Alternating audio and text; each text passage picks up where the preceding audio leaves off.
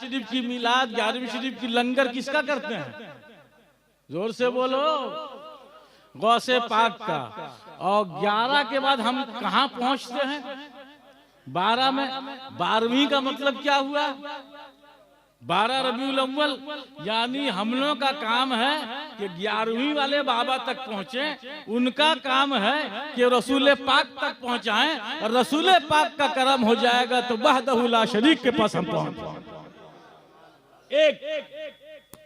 11 से 12, 12 से 1 वाले हैं हम, और जो 13 वाले हमको पहुंचना कहां रहता है? अरे बोलो ना भाई, कहां तक पहुंचना रहता है? तो हम लोग कहां वाले हैं? 24 वाले तो नहीं है ना? कहां वाले हैं? जरा जोर से बोलो। हम लोग 11 वाले हैं, पीराने पीर वाले हैं, हम लोग छठी शरीफ वाले हैं, ख्वाजा वाले। अभी जो प्रोग्राम आपका हो रहा है, क्या नाम है इसका? सुल्तानुल हिंद।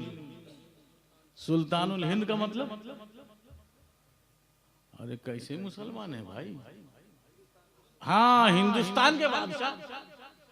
ये जो मुसलमान यहाँ है ना, ये ख्वाजा साहब के बसाए हुए। किसके बसाए हुए हैं?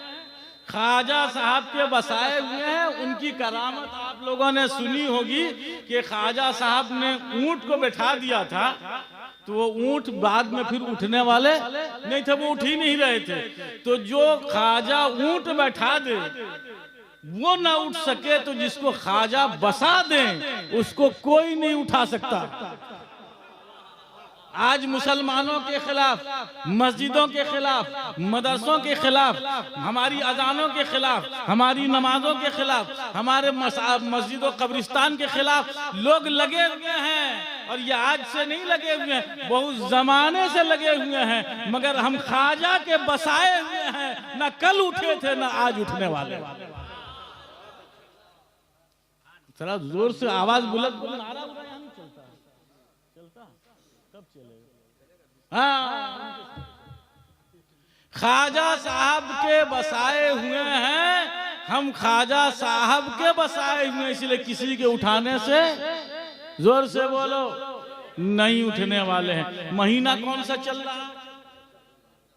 रजब शरीफ का महीना चल रहा है। तो ये रजब शरीफ के बारे में अल्लाह के रसूल सल्लल्लाहु ताला अलैहि वसल्लम के ताल्लुक से हजरत आयशा सिद्दीक़ा तय्यबा ताहिरा रदी अल्लाह ताला अन्हा फरमाती हैं कि जब रजब का महीना आता था तो अल्लाह के रसूल अपनी इज़ार यानी कमरबंद कस लेते। किसके लिए? इबादत के लिए। इबादत के लिए इज़ार कस लेते थे और इबादतों में मसरूफ हो जाते थे। रमजान का रोजा आप लोग रखते नहीं रखते? कितने लोग रखते? जरा हाथ उठा। बूढ़े लोग नहीं रखते। जो लोग, मसला यह है, जो शेख और उसके सही होने की उम्मीद नहीं है और वो रोजा रख नहीं सकता है और सही होने की उम्मीद नहीं, यानी उम्र बहुत ज्यादा हो गई है, तो उसके लिए मसला यह है कि वो एक फकीर को खाना खिलाए दिन में रोजे के कफारे के तौर पर। और जबकि वो आदमी जब उम्र के एतबार से बूढ़ा हो गया, यानी 80 साल का हो गया, 85 साल का हो गया, अब जवान होगा वो? हाँ ना बोलो ना। जो उम्र के एतबार से बूढ़ा हो गया, बीमारी से बूढ़ा वो तो ठीक हो जाएगा, लेकिन जो उम्र के हिसाब से बूढ़ा हो गया वो ठीक होगा? अभी बहुत सारे लोगों ने हाथ उठाया कि हम लोग रमजान का रोजा रखते हैं। तो पता कैसे चलेगा कि रमजान का आप रोजा रख सकते हैं कि नहीं रख सकते? रमजान गुजरे हुए कितना महीना हो गया आपको पता है? 10 महीना तकरीबन हो गया। 10 महीने में आदमी का जिस्म के अंदर कैपेसिटी है कि नहीं है? तो अल्लाह के रसूल ने फरमाया रजब शरीफ में रोजा रखो, और फरमाया जो रजब शरीफ का रोजा फर्ज नहीं है, ये नफल रोजा है। अल्लाह के रसूल ने फरमाया जो रजब शरीफ का एक रोजा रखेगा अल्लाह ताला उसके लिए जन्नत का एक दरवाजा खोल देगा। मोहब्बत से बोलो सुभान अल्लाह। एक रोजा रखोगे, एक दरवाजा खुलेगा। हुजूर ने फरमाया अगर कोई 2 रोजा रखे तो उसके लिए 2 दरवाजे खोल दिए जाए। तो आप लोग दरवाजा खुलवाना चाहते हैं? महीना कौन सा चल रहा है? रजब का। रजब में रोजा रखिएगा तो दरवाजा खुलेगा। तो कौन कौन दरवाजा खुलवाना चाहते हैं, कौन कौन रोजा रखना चाहते हैं, उससे एक अंदाजा भी हो जाएगा। रजब शरीफ का रोजा जो है ये नफल है। अगर आपने रख लिया, और रोजा रखने के लिए सबसे आसान महीना होता है जाड़े का। अभी कौन सा महीना चल रहा है? तो रोजा रखना इसमें आसान है कि नहीं है? और जितने बड़े लोग हैं, जितने बूढ़े लोग हैं, जितने अब्बा लोग हैं और जितनी अम्मा यहाँ हाजिर हैं, उनसे कहना है कि अपने बच्चों को रोजा आप इसी जाड़े से शुरू करवाइए। इसी जाड़े से रोजा शुरू करवाइए और उनको लालच दिलवाइए, इनाम देने की बात कहिए। क्योंकि जो शख्स बचपने से रोजेदार हो जाएगा इंशाअल्लाह वो बुढ़ापे तक रोजा रखता रहेगा। और रोजा रखने का मतलब ये नहीं कि खाने पीने का नहीं है तो रोजा रख रहा है। अल्लाह के रसूल ने फरमाया, कुरान में जिक्र है कि रोजा रखो अल्लाह ताला तुमको मुत्तकी बना देगा। और हुजूर ने फरमाया जो रोजा रखेगा वो सेहतमंद हो जाएगा। क्या फरमाया? और आदमी लोग जिसको रोजा नहीं रखना होता मुफ्ती साहब, तो वो रजब से शुरू करता इमाम साहब। हजरत इस दफा का तो पक्का इरादा है, मगर थोड़ा तबीयत अंदर से ना खराब लग रही, कमजोरी लग रही है। और नबी फरमाते हैं कि तसूमु तसूहु, तुम रोजा रखो तुम सेहतमंद हो जाओगे। नबी से बड़ा हकीम, नबी से बड़ा डॉक्टर न दुनिया में कोई आया है न कोई, जोर से बोलो, न आया है न आएगा। एक शख्स आए थे, एक सहाबी अल्लाह के रसूल की बारगाह में। ये समझा देता हूँ और रोजा रखने की बात कर देता हूँ। रोजा रखो, तुमको पता भी चल जाएगा कि हमने जब रोजा रजब में रख लिया है तो शाबान में शब बारात का रोजा रख लेंगे, और रमजान शरीफ आएगा तो रमजान का रोजा भी इंशाअल्लाह शुरू हो जाएगा। अल्लाह के रसूल के पास एक सहाबी आए, कहा या रसूल अल्लाह, मेरे भाई को पैखाना हो रहा, दस्त हो रहा। तो हुजूर ने फरमाया उसको शहद पिलाओ। शहद, शहद समझते हैं क्या? मऊ। मऊ हम लोग इस इलाके में हिंदी में मधु बोलते हैं, लेकिन इस इलाके में हम लोग क्या बोलते हैं? जरा जोर से बोल दो, महू। तो हुजूर ने फरमाया अपने भाई को शहद पिलाओ। वो गए, जाके शहद पिला दिया। जो शहद पिलाया, जो पैखाना उसको थोड़ा रुक रुक के आ रहा था ना, और तेज होने लगा। क्या होने लगा? तो फिर वो दौड़ के आया, कहा या रसूल अल्लाह, पहले तो घंटे 2 घंटे 4 घंटे में होता था, अब तो आधे घंटे में होने लगा। हुजूर ने फरमाया जाओ अपने भाई को शहद पिलाओ। जोर से बोलो सुभान अल्लाह। डॉक्टर अगर होता तो दवा बदल देता कि नहीं बदल देता? बोलता ये दवा नहीं लगी तो दूसरा लगा दो, दूसरी नहीं लगी तो तीसरा लगाओ, तीसरी नहीं लगी चौथा लगाओ। हुजूर ने फरमाया जाओ अपने भाई को शहद पिलाओ। ये तीसरी दफा गए, जाके शहद पिलाया। जब शहद पिलाया ना, वो डायरेक्ट हो गया। डायरेक्ट हो गया, समझे नहीं समझे? क्या? अब वो आ ही नहीं रहा, पहले तो आ रहा था जा रहा था, अब वहीं बैठा हुआ। तब वो घबरा गए, कहीं ऐसा ना हो कि मर जाए। दौड़ के गए, कहा या रसूल अल्लाह अब तो ये मामला है।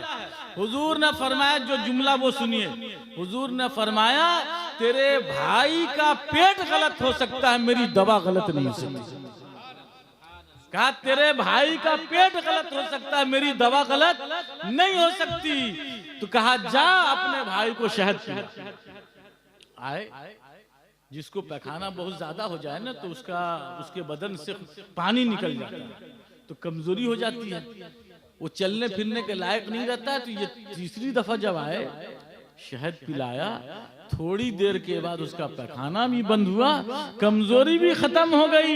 इससे ये समझ में बात आई कि नबी जो फरमाते हैं वो अल्लाह के बताने से फरमाते हैं, और डॉक्टर जो इलाज करता है वो अपने जन्नो तखमीन से, अपने अंदाजे से इलाज करता है। जब नबी ने फरमा दिया कि रोजा रखो सेहतमंद रखोगे, तो जितने लोग बचपने से रोजा रख रहे हैं वो बुढ़ाते रोजा रखते नजर आ रहे। तो रजब में रोजा रखना ही नहीं रखना? कितना? हुजूर ने 7 तक के लिए कहा है कि जो 7 रोजा रख लेगा जन्नत के 8 दरवाजे उसके लिए खोल दिए जाएंगे। जोर से बोलो। अच्छा, दरवाजा 8 खुल जाएगा। और जानते हैं जन्नत का दरवाजा कितना बड़ा है? अच्छा, पहले ये बताइए कि घर बड़ा होता है कि दरवाजा बड़ा होता है? अगर मान लीजिए 10 फीट का कमरा है तो 3 फीट का दरवाजा लगता है। अगर घर हो 10 फीट का और दरवाजा बना दे 50 फीट का तो ले जाके कहाँ लगाएगा? कटक के प्लेटफार्म में कहाँ लगाएगा? घर जब 10 फीट का है और 50 फीट का दरवाजा बना दिया तो लगाएगा कहाँ? जन्नत के बारे में अल्लाह के रसूल ने फरमाया है कि जन्नत के दरवाजे के इस किनारे से इस किनारे तक अगर एक घोड़ा पूरी तवानाई के साथ जिंदगी भर दौड़ता रहे तो यहां से यहां नहीं पहुंच सकता। तो दरवाजा बहुत बड़ा हुआ ना। जब दरवाजा इतना बड़ा है तो अल्लाह की जन्नत कितनी बड़ी होगी, उसमें जाना है कि नहीं? कितने लोग जन्नत में जाना चाहते हैं? थोड़ा हाथ उठाओ। सब जाना चाहते हैं ना, लेकिन जन्नत में आदमी जाएगा कैसे? मरने के बाद। मरने कितने लोग चाहते हैं? ये तो बहुत मुश्किल मसला है ना। जन्नत में जाने के लिए मरना पड़ेगा और मरना कोई नहीं चाहता। जो बहुत बूढ़ा हो गया, हमारे यहाँ एक मास्टर साहब थे सैयद अताउद्दीन साहब, उनकी तबीयत बहुत ज्यादा खराब हो गई, बहुत ज्यादा खराब हो गई। तो हम लोगों ने कुरान को, जो कि जिंदगी की किताब थी, उसको रूह निकालने के लिए रख दिया। ये हयात की किताब थी, लोगों ने उससे रूह निकालने का काम लेना शुरू किया है।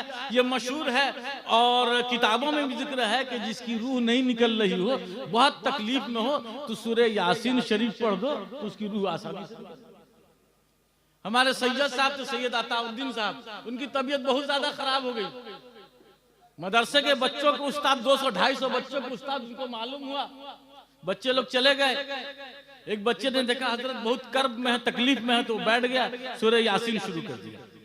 और जैसे ही यासीन बल कुरानिल हकीम शुरू किया, मास्टर साहब उठ के बैठ गए।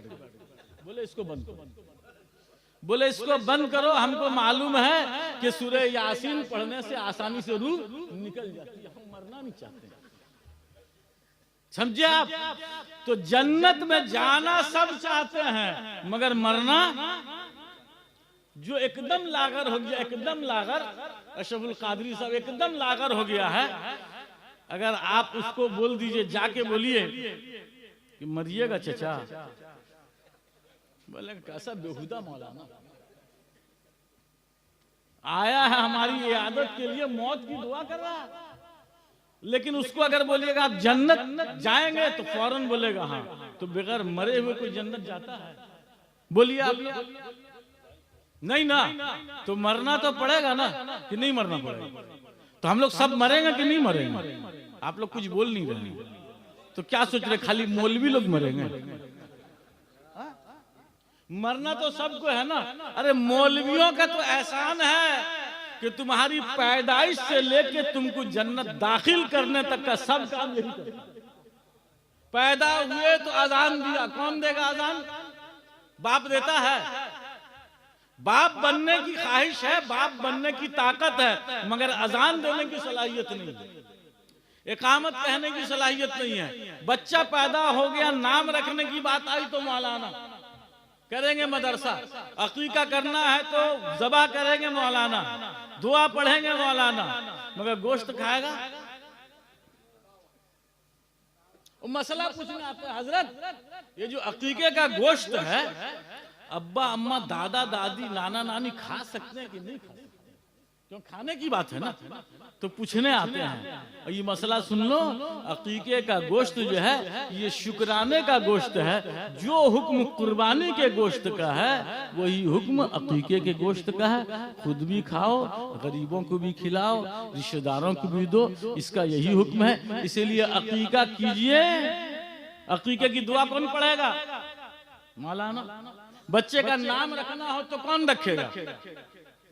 वरना तो आजकल हम लोग यहाँ जो नाम रखते हैं, डब्लू, चप्पू, लप्पू, चमचा, गिरगिट, ये बच्चों का नाम।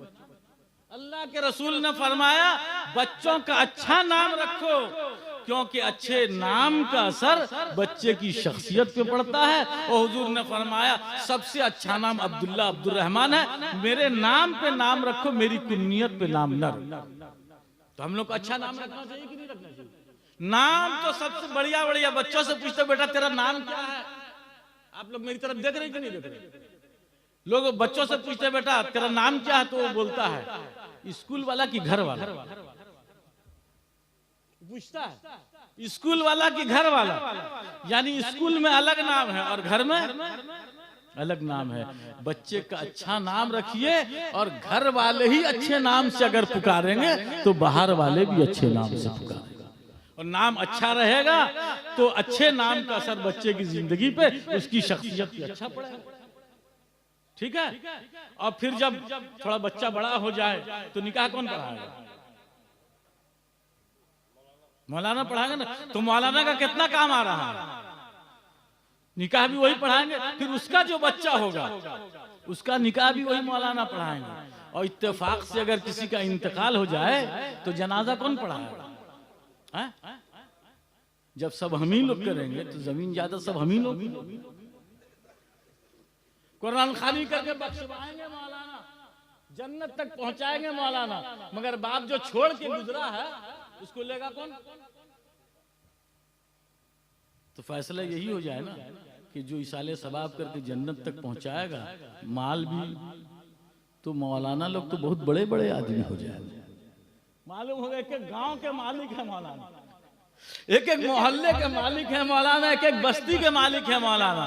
तो रोजा रखिए, आलिमों की सोहबत इख्तियार कीजिए, उलमा के साथ बैठिए, उनसे मसला मसाइल सीखिए। आपको एक बात आखिरी, बस एकदम आखिरी बात बता दे रहा हूं। अल्लाह ताला ने हम लोग को दिन भर में, दिन और रात मिला के कितना घंटा दिया? जोर से बोलिए। 24 घंटा। 24 घंटे में से अपना बाल बच्चा, दुकान मकान, सारा सब कुछ के लिए आप 23 घंटा निकालिए। कितना घंटा? अगर कोई आदमी आपको मान लिए 24 रुपया दे, ठीक है, और बोले कि 24 रुपया मैंने दिया, तुम 23 खर्चा कर दो, 1 रुपया हमको दे दो, तो आप देंगे तो उसको कोई दिक्कत है? और 24 तो उसने दिया, 23 रखने कह रहा है, 1 घंटा निकालने के लिए कह रहा है, तो उसमें आसानी है कि दिक्कत? यानी यूं समझिए कि अगर किसी ने 24 लाख दिया और कहता है कि 1 लाख रुपया तुम हमको दे दो, 23 लाख रुपया रख लो, आदमी आसानी से दे देगा कि नहीं देगा? ऐसा आदमी तो हम खुद खोज रहे हैं। ऐसा आदमी खुद खोज रहा है मौलाना मजहर की तरह, जो जब मिले नजर आना, जब मिले नजर आना, जब मिले नजर आना। ऐसा आदमी तो खुद खोज रहा हूं। तो दिन भर मिला के हमको कितना टाइम मिला? 24 घंटा। 23 घंटा में अपनी दुनिया, बाल बच्चा, बीवी, दुकान मकान सब कुछ कीजिए। 1 घंटा उस जात के लिए निकालिए जिसने आपको 24 घंटा दिया। 1 घंटा सिर्फ निकालिए। 1 घंटा अगर आप निकालेंगे और हर नमाज के लिए 10-10 मिनट निकालिए। दिन भर में कितनी नमाज, कितना खर्चा होगा? 50। फिर भी 10 मिनट बन जाएगा ना। तो 10 मिनट में आप आलिमों के पास बैठ के मसला सीखिए। अगर रोजाना 2 मसला आप सीखिएगा तो 1 साल में कितना मसला सीख लीजिए? 24। ये लीजिए कौन सा हिसाब? हम तो समझते मौलवियों का हिसाब कमजोर है इसलिए कि इनकी तनख्वाह कमजोर। 365 दिन अगर 2 मसला डेली सीखे 10 मिनट में आलिम के पास बैठ के, तो 1 साल में कितना मसला सीख लीजिएगा? 730। अगर 3 साल मसला सीख लिए ना, बड़े बड़े मौलाना को पसीना आ जाए। इतना मसला आप सीख जाइएगा 2-3 साल के अंदर अंदर के बड़े आलिम से आप पूछिएगा तो हो सकता है कि जितना मसला आप जानते हैं वो नहीं जानते। तो ये इतना काम हो सकता नहीं हो सकता? रोजाना 10 मिनट हर नमाज के लिए, दिन भर में 50 मिनट और 10 मिनट मसला सीखने के लिए। पहले एक जमाना था कि लोग एक जगह मुतय्यन कर लेते थे, वहीं ले जाके शीरनी रख दिया, थोड़ी देर के बाद उठा के और एक एक आदमी चाकू दम करवा के रखते थे। जब तक दोबारा मौलाना नहीं आ जाए उसी चाकू से ज़बह करते रहते थे कि दम किया हुआ चाकू इसी से ज़बह करना। अब तो अल्हम्दुलिल्लाह हुजूर मुजाहिदे मिल्लत का फैजान है कि गांव गांव में उलमा हजरात नजर आ रहे हैं। मदरसे का जाल बिछ गया उड़ीसा में। एक मुजाहिद ने पूरे इलाके को आलिमों से, इल्म से, दीन से, मदरसों से, मस्जिदों से आबाद कर दिया है कि अगर मसला आप सीखना चाहेंगे तो मसला सीख लीजिए और 10 मिनट चाहें तो कुरान पाक पढ़ के अपने सारे बुजुर्गों के लिए इसाले सवाब कर दीजिए। ये काम हो जाएगा। अगर ये हो गया मैं समझता हूँ मेरा बयान हो गया। अस्सलाम वालेकुम।